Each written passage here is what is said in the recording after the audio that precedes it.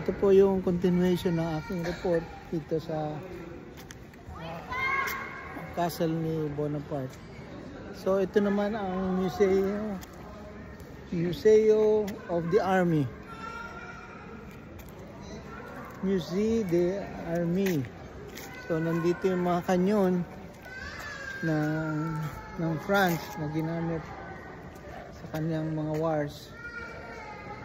Kompleto po ito.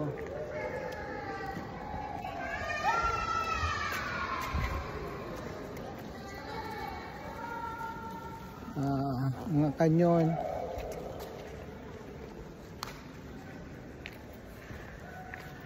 At siguro pati sa mga barko nila ginamit mga kanyon na ito. Kasi malakas din ang French Navy.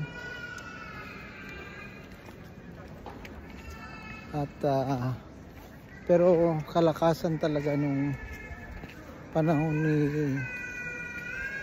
Napoleon Bonaparte.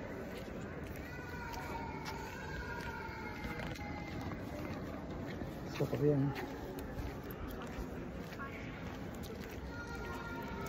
Musée de Army. Yan po.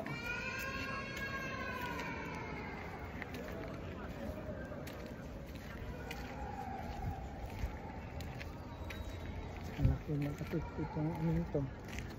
Museo.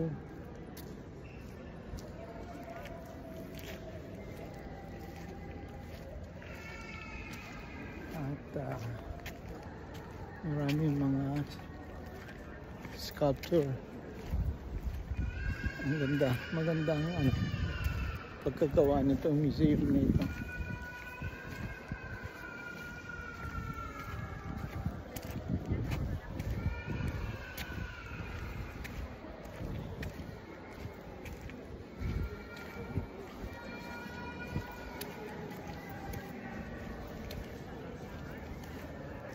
Ito po, Musée de l'Army.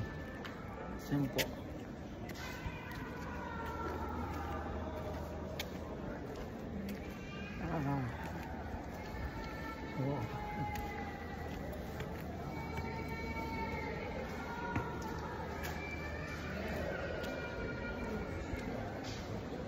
Dito sa loob ng plants and relief map museum exposition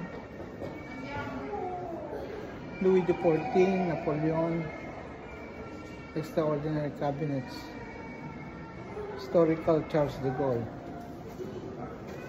Austerlitz.